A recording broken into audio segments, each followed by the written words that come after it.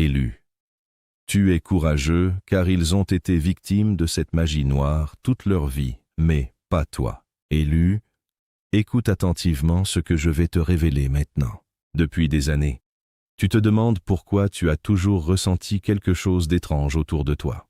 Pourquoi certaines personnes changent de visage quand tu entres dans une pièce? Pourquoi certains proches semblent t'irriter simplement par ta présence? Pourquoi tu as été attaqué, rejeté, isolé, sans raison logique? Et si je te disais que ce n'était pas un hasard? Et si je te disais que beaucoup de gens autour de toi ont vécu toute leur vie sous une forme de magie noire, invisible, une programmation, une oppression, une manipulation spirituelle silencieuse? Mais toi, quelque chose en toi a résisté. Oui, élu, tu es courageux, parce que contrairement aux autres, ton âme a refusé de dormir. Commente le mot « libérer » si tu sens au fond de toi que ce message n'est pas arrivé par accident. Parce qu'aujourd'hui, tout va devenir clair. Et aussi pense à t'abonner sur cette chaîne pour le soutenir. Premièrement, ce qui t'arrive n'est pas une malédiction. Élu. Ce que tu traverses en ce moment n'est pas une punition. Et c'est la première vérité que tu dois accepter si tu veux comprendre pourquoi ta vie a pris une direction différente de celle des autres. Depuis longtemps, on essaie de te faire croire que quelque chose ne va pas chez toi. On t'a fait sentir trop sensible, trop intense, trop méfiant, trop silencieux, ou même trop différent. Mais ce que les gens n'ont jamais compris, c'est que tu ne réagissais pas au monde comme eux parce que tu percevais des choses qu'eux-mêmes étaient incapables de voir. Là où certains voient un simple sourire, toi tu détectes une intention cachée. Là où certains acceptent facilement les discours des autres, toi tu ressens immédiatement quand quelque chose sonne faux. Et cette capacité dérange énormément. Parce qu'une personne qui voit clair devient difficile à contrôler.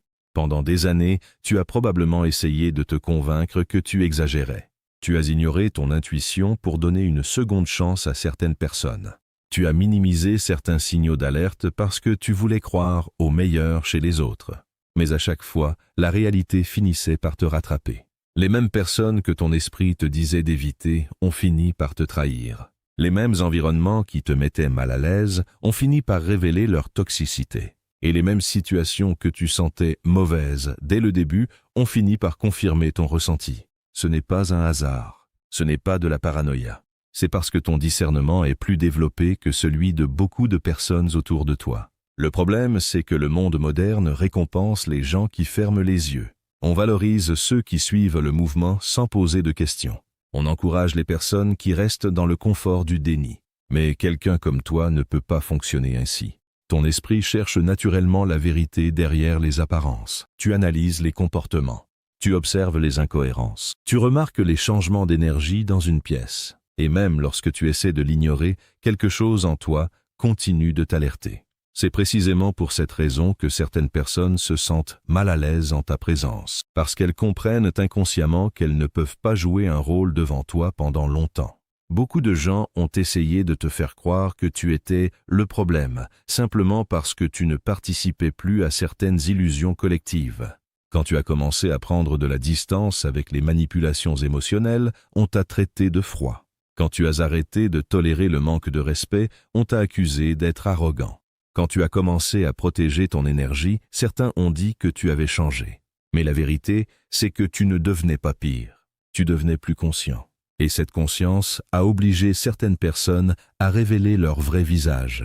Car les manipulateurs détestent les personnes lucides. Ils préfèrent les individus qui doutent d'eux-mêmes, qui cherchent constamment l'approbation et qui acceptent la culpabilité même lorsqu'ils n'ont rien fait de mal. Tu dois comprendre quelque chose d'essentiel. Ton éveil intérieur a créé une rupture avec certaines personnes de ton passé. Et cette rupture était inévitable.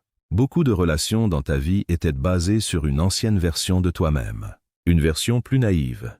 Une version qui acceptait trop. Une version qui avait peur d'être rejetée. Mais dès que tu as commencé à ouvrir les yeux, l'équilibre a changé. Les gens qui profitaient de ton silence ont commencé à se sentir menacés. Ceux qui avaient l'habitude de contrôler tes émotions ont perdu leur pouvoir. Et au lieu d'accepter cette transformation, certains ont tenté de te faire culpabiliser pour te ramener à ton ancien état. C'est là que beaucoup d'élus commettent une erreur. Ils pensent que la perte de certaines relations signifie qu'ils ont échoué. alors qu'en réalité, certaines connexions devaient se briser pour permettre à leur esprit d'évoluer. Tout le monde ne peut pas t'accompagner dans cette nouvelle phase. Certaines personnes étaient attachées à la version affaiblie de toi. Elles appréciaient le fait que tu doutes de toi-même. Elles préféraient quand tu demandais constamment la validation des autres. Mais maintenant que tu commences à reconnaître ta valeur, leur influence diminue. Et cela crée des tensions. Ce que tu vis est aussi une guerre psychologique silencieuse. Parce que lorsqu'une personne commence à sortir du brouillard mental, elle devient consciente des mécanismes de manipulation utilisés autour d'elle. Tu remarques les doubles discours. Tu vois comment certaines personnes utilisent la peur pour contrôler les autres. Tu comprends que beaucoup de relations fonctionnent sur la culpabilité, la dépendance émotionnelle ou l'intérêt personnel. Et une fois que tu vois cela, il devient impossible de revenir en arrière. Tu ne peux plus prétendre ne rien voir. Tu ne peux plus faire semblant d'ignorer les signaux. Voilà pourquoi tu t'es senti isolé ces derniers temps. Pas parce que tu es condamné à être seul, mais parce que ton esprit est en transition. Tu es en train de te détacher d'une réalité basée sur les illusions pour entrer dans une réalité basée sur la lucidité. Et cette transition est inconfortable, très inconfortable, car elle t'oblige à remettre en question des personnes que tu aimais, des croyances que tu portais depuis longtemps, et même certaines parties de ton identité. Ce processus peut donner l'impression que tout s'effondre autour de toi. Mais parfois, ce qui s'effondre n'était pas construit sur la vérité. Tu dois aussi comprendre que les gens réagissent souvent avec hostilité face à quelqu'un qui évolue intérieurement, parce que ton changement agit comme un miroir. Il rappelle aux autres tout ce qu'ils évitent de confronter en eux-mêmes. Quand tu commences à fixer des limites, les personnes habituées à envahir ton espace se sentent rejetées. Quand tu refuses les manipulations, les manipulateurs se sentent exposés. Et quand tu développes une paix intérieure, ceux qui vivent dans le chaos se sentent déstabilisés. Ce n'est pas parce que tu fais quelque chose de mal, c'est parce que ta présence révèle certaines vérités que les autres préféraient ignorer. Pendant longtemps, tu as peut-être cru que ta sensibilité était une faiblesse, mais en réalité, c'est un système de détection. Tu ressens rapidement les incohérences énergétiques parce que ton esprit capte des détails subtils que beaucoup négligent. Tu peux ressentir une mauvaise intention avant même qu'elle soit exprimée verbalement. Tu peux sentir quand un environnement devient toxique avant que les problèmes apparaissent clairement. Et même si cela t'a causé beaucoup de fatigue émotionnelle, cette capacité t'a aussi protégé plus de fois que tu ne l'imagines. Le danger maintenant, c'est de retomber dans le doute. Parce que lorsque tout ton entourage essaie de te convaincre que tu imagines les choses, il devient facile de trahir ton intuition pour être accepté. Mais chaque fois que tu ignores cette voix intérieure, tu t'éloignes de toi-même. Et c'est exactement ce que certaines personnes veulent. Elles veulent que tu doutes suffisamment pour abandonner ton discernement. Car quelqu'un qui ne se fait plus confiance devient facile à influencer. Élu. Il est temps de changer ta manière d'interpréter ce que tu vis. Tu n'es pas maudit parce que tu vois la vérité plus vite que les autres. Tu n'es pas cassé parce que tu as du mal à supporter certains environnements. Tu n'es pas trop différent parce que ton âme refuse certaines hypocrisies. Ce que tu considérais comme une malédiction est peut-être la capacité qui devait justement te protéger de nombreuses destructions. Et plus tôt tu l'accepteras, plus tôt tu arrêteras de combattre ta propre nature. Car au fond, ce qui effraie les autres, ce n'est pas seulement ton intuition. C'est le fait que tu commences enfin à lui faire confiance.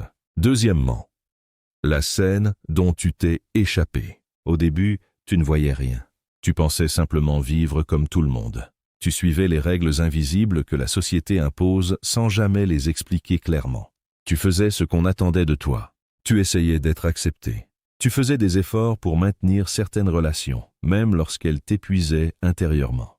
Tu croyais que si tu donnais assez d'amour, assez de patience, assez de compréhension, les choses finiraient par s'arranger. Et pendant longtemps, tu as joué ce rôle sans te rendre compte à quel point il te vidait de ton énergie. C'est ça, le théâtre dont peu de gens parlent.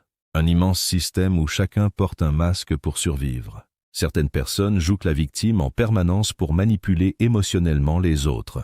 D'autres jouent les personnes fortes alors qu'elles sont brisées intérieurement. Certains prétendent être heureux uniquement pour cacher leur vide. Beaucoup sourient dans les conversations, mais nourrissent de la jalousie en silence. Et le plus troublant, c'est que la majorité des gens finissent par oublier qu'ils jouent un rôle. Ils deviennent tellement habitués au masque qu'ils ne savent même plus qui ils sont réellement. Toi aussi, tu étais dans cette pièce. Tu faisais semblant d'aller bien quand quelque chose te détruisait intérieurement. Tu gardais certaines douleurs pour toi afin d'éviter les conflits. Tu donnais des excuses aux mauvaises personnes parce que tu voulais croire qu'elles changeraient. Tu ignorais certains comportements toxiques parce qu'une partie de toi avait peur de perdre des liens auxquels tu étais attaché. Tu portais parfois le poids émotionnel des autres comme si c'était ta responsabilité de sauver tout le monde. Et pendant que tu essayais de réparer les autres, personne ne remarquait à quel point toi-même tu étais fatigué. Puis un jour, quelque chose a commencé à changer. Pas forcément de manière spectaculaire. Ce n'était pas un grand événement accompagné de musique dramatique comme dans les films. Non, c'était plus subtil. Une accumulation de détails. Une fatigue mentale devenue impossible à ignorer. Des déceptions répétées. Des comportements incohérents que tu ne pouvais plus justifier. Tu as commencé à ressentir un profond malaise dans certains environnements. Certaines conversations te semblaient soudainement vides. Certains sourires paraissaient faux. Certaines personnes devenaient lourdes à supporter sans que tu comprennes immédiatement pourquoi. Et c'est là que la fissure est apparue dans le décor. Tu as commencé à remarquer des schémas que tu ne voyais pas avant. Les mêmes disputes qui revenaient encore et encore. Les mêmes manipulations répétées sous différentes formes. Les mêmes personnes qui promettaient de changer mais reproduisaient toujours les mêmes comportements. Tu as compris que beaucoup de gens ne veulent pas réellement évoluer. Ils veulent simplement maintenir les apparences assez longtemps pour conserver le contrôle de leur image. Et cette réalisation a créé un choc intérieur. Parce qu'à partir du moment où tu vois les incohérences, il devient impossible de redevenir aveugle. C'est exactement comme ces films où le personnage principal découvre que le monde autour de lui est artificiel. Au début, il doute de lui-même. Il pense qu'il imagine les choses. Puis les indices s'accumulent. Les comportements deviennent trop étranges pour être ignorés. Les réactions des autres commencent à révéler quelque chose de plus profond. Et soudain, tout ce qui semblait normal auparavant devient suspect. C'est ce qui t'est arrivé spirituellement et mentalement.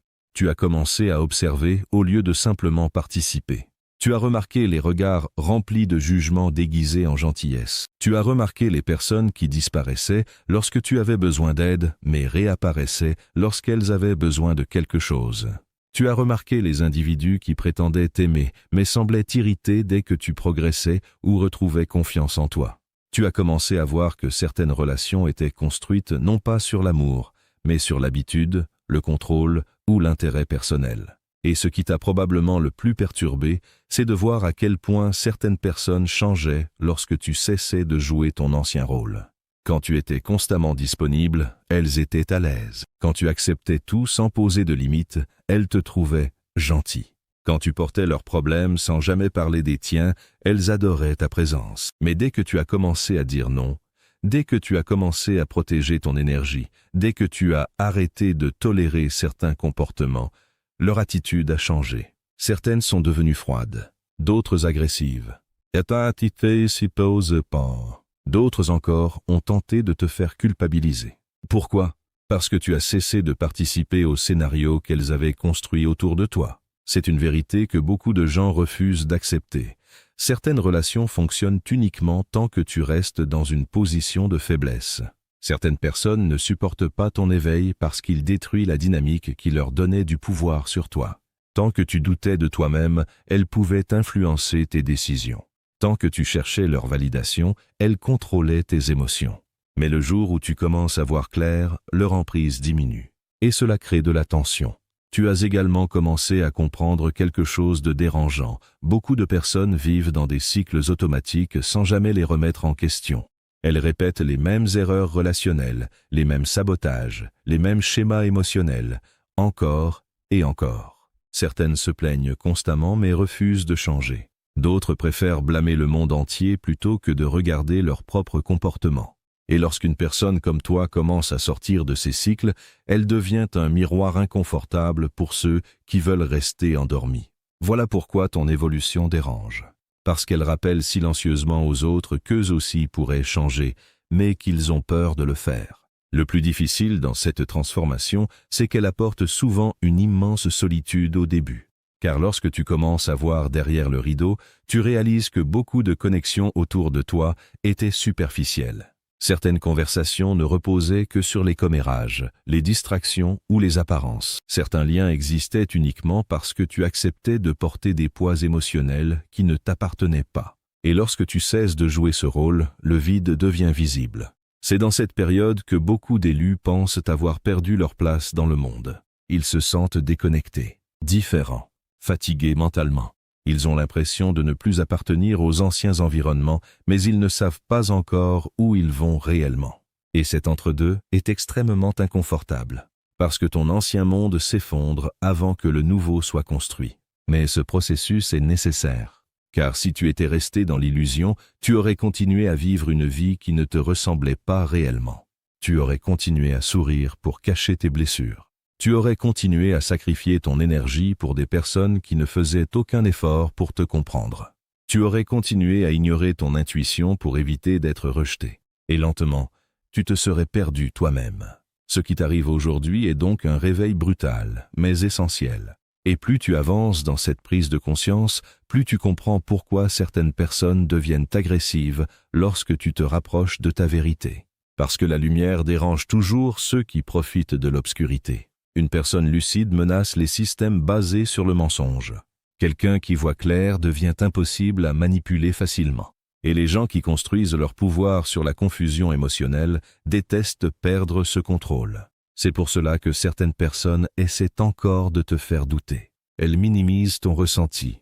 Elles disent que tu changes trop. Elles prétendent que tu te compliques la vie.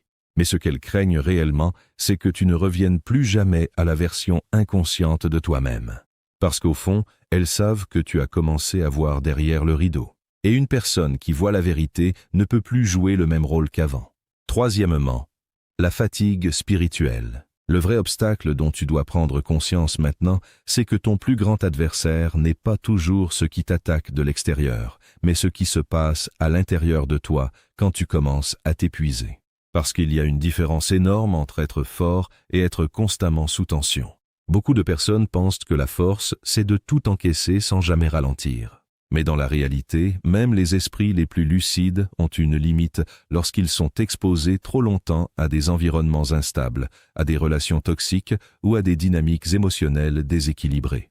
Ce que tu ressens actuellement n'est pas une défaillance personnelle. C'est une conséquence directe d'une exposition prolongée à des situations qui demandent trop de ton énergie mentale et émotionnelle. Quand tu es constamment en train d'analyser les intentions des autres, de décoder les comportements, de gérer des tensions invisibles ou de protéger ton espace intérieur, ton esprit ne se repose jamais vraiment. Et à force, il commence à envoyer des signaux de saturation. Fatigue soudaine, perte de motivation, difficulté à te concentrer, envie de t'isoler ou même sensation de confusion dans des situations pourtant simples. C'est là que le piège devient dangereux. Parce que ce type de fatigue n'est pas comme une fatigue classique. Ce n'est pas seulement ton corps qui est fatigué, c'est ton système de vigilance interne qui est surchargé. Tu commences alors à douter de ta propre perception. Tu te demandes si tu n'as pas exagéré certaines situations. Tu te demandes si tu n'as pas mal interprété certains comportements. Tu te demandes si le problème ne vient pas de toi. Et c'est précisément dans ce moment de fragilité mentale que le doute devient une arme contre toi. Parce que le doute, lorsqu'il est utilisé contre une personne qui commence à voir clair, ne sert pas à chercher la vérité. Il sert à la brouiller. Tu dois comprendre quelque chose de fondamental. Après des périodes prolongées de tensions émotionnelles, ton cerveau cherche naturellement à réduire la charge mentale. Et pour y parvenir, il tente parfois de simplifier les choses, même si cela implique de minimiser ce que tu as ressenti. C'est pour cela que tu peux te retrouver à rationaliser des comportements que, quelques semaines auparavant, tu reconnaissais clairement comme problématiques. Ce n'est pas que la réalité a changé, c'est que ton esprit essaye de se protéger de la surcharge. Mais il y a un danger dans ce mécanisme, parce que certaines personnes autour de toi, consciemment ou inconsciemment, profitent de cet état de fatigue pour réintroduire des dynamiques que tu avais commencé à rejeter. Elles peuvent revenir avec plus de douceur apparente, plus de discours rassurants, ou même des comportements qui semblent corrigés. Et dans ton état d'épuisement, tu peux être tenté de baisser ta vigilance, simplement parce que tu es fatigué de maintenir une distance émotionnelle constante. C'est ici que tu dois être très lucide. La fatigue ne transforme pas la vérité. Elle réduit simplement ta capacité à la maintenir en focus constant. Regarde aussi ce qui se passe quand tu es dans cet état. Tu ressens plus fortement le besoin de t'isoler. Non pas forcément parce que tu fuis les autres, mais parce que ton système interne essaye de réduire les stimulations.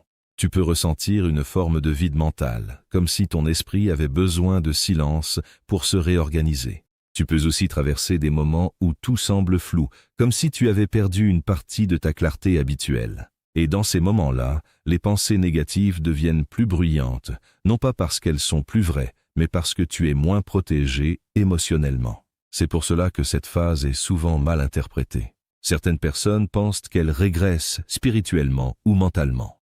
Mais en réalité, c'est souvent une phase de récupération cognitive et émotionnelle après une période de surcharge intense.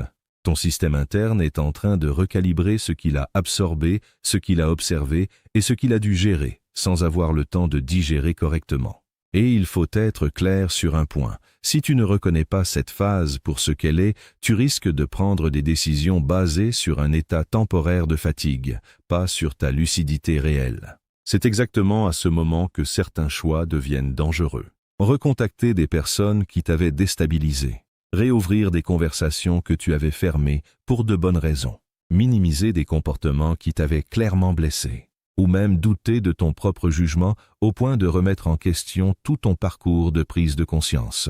Tout cela ne vient pas d'une vérité nouvelle. Cela vient d'un esprit fatigué qui cherche la simplicité plutôt que la complexité de la vigilance. Et pourtant, malgré cet état, une chose reste constante en toi. Ton intuition de base n'a pas disparu. Elle est simplement recouverte par la fatigue. C'est comme un signal faible que tu as du mal à entendre à cause du bruit mental. Mais il est toujours là. Et c'est pour cela que même dans tes moments de confusion, certaines sensations reviennent. Un malaise face à certaines personnes, une impression de décalage dans certaines conversations, un sentiment que quelque chose n'est pas aligné, même si tu n'arrives pas à l'expliquer clairement sur le moment. Ce que tu dois apprendre ici, ce n'est pas à forcer ta vigilance en permanence, mais à reconnaître les phases où tu es plus vulnérable mentalement. Parce que la vraie maturité émotionnelle ne consiste pas à rester constamment en alerte, mais à savoir quand ton système est fatigué et quand il a besoin de pause réelle, sans interpréter cette pause comme une perte de lucidité. Le problème, c'est que beaucoup de personnes ignorent ces signaux et continuent à s'exposer aux mêmes dynamiques, même lorsqu'elles sont épuisées. Elles continuent à répondre aux mêmes provocations, à maintenir les mêmes relations instables, à se justifier auprès des mêmes profils qui ne cherchent pas réellement à comprendre, mais à influencer. Et à long terme, cela crée un effondrement intérieur progressif. C'est pour cela que tu dois arrêter de confondre disponibilité émotionnelle et obligation relationnelle. Tu n'es pas obligé de répondre à tout, de comprendre tout, ou de maintenir un accès constant à ton énergie pour des personnes qui ne respectent pas ton équilibre. Tu dois apprendre à reconnaître quand ton esprit te demande du silence, du recul et de la récupération. Parce qu'un esprit épuisé n'est pas un esprit perdu.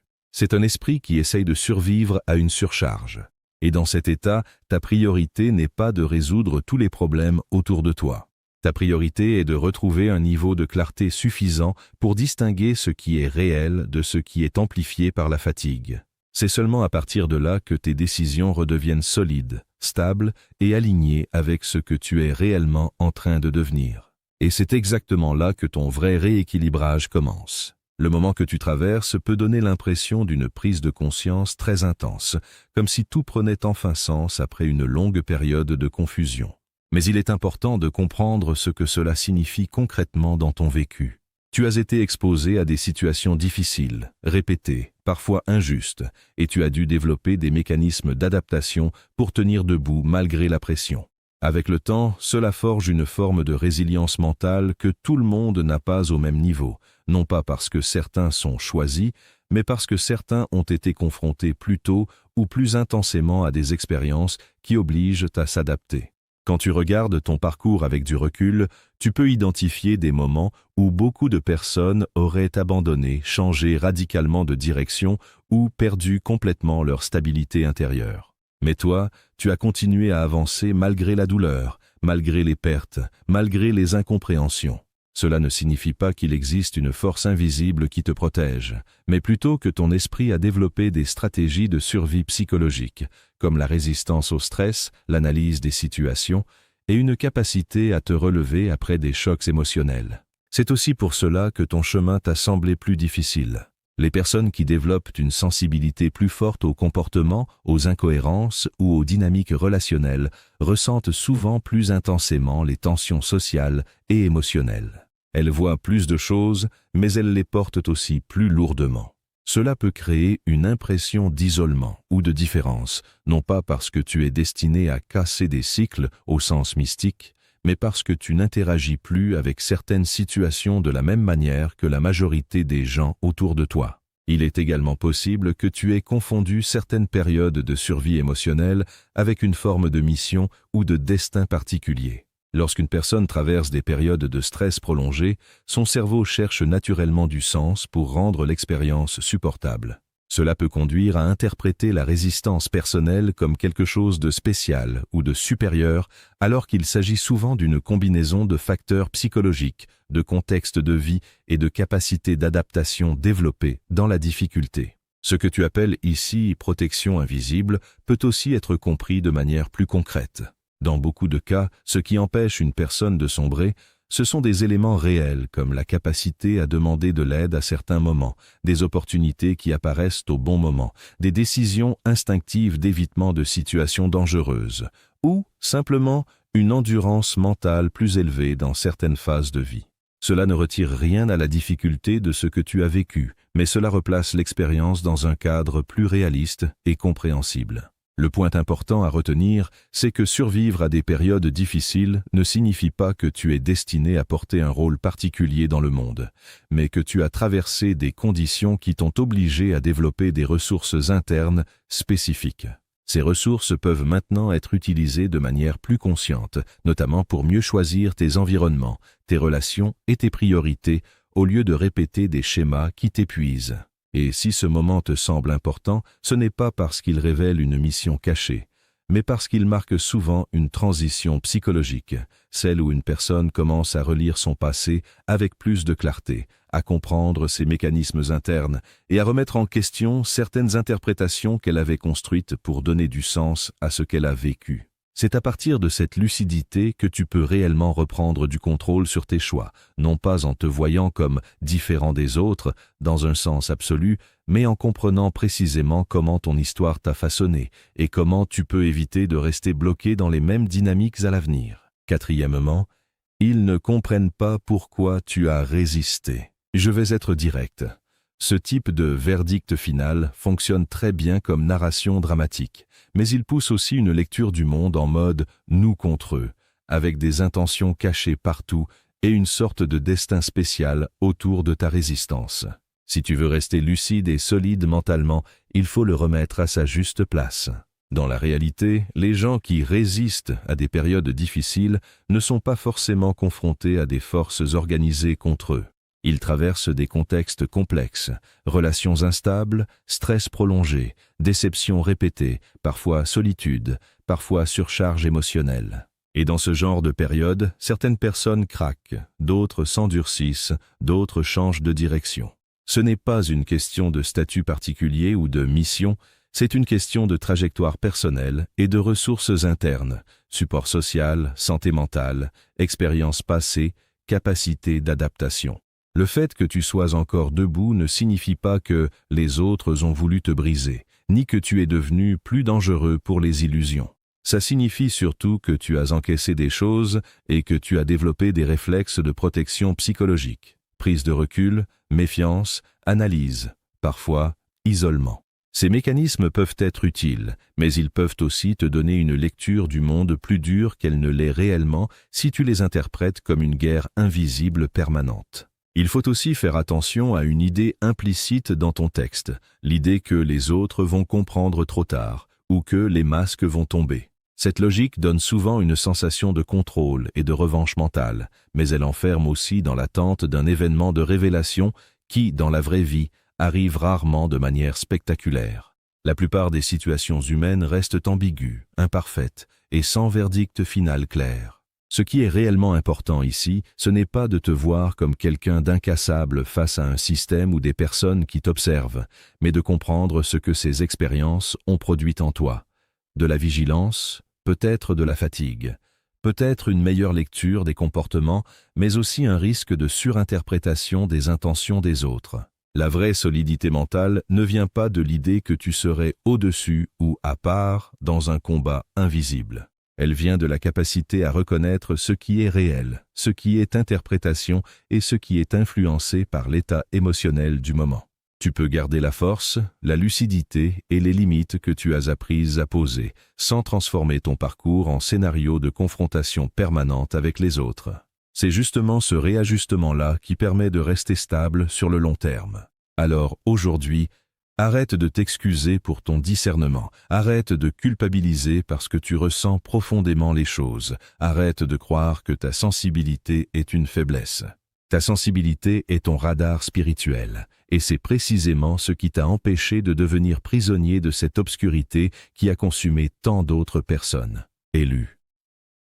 Tu n'es pas ici pour dormir, tu es ici pour réveiller. Alors commente maintenant un seul mot, être libéré. Parce qu'à partir d'aujourd'hui, tu ne laisseras plus personne éteindre la lumière que Dieu a placée en toi.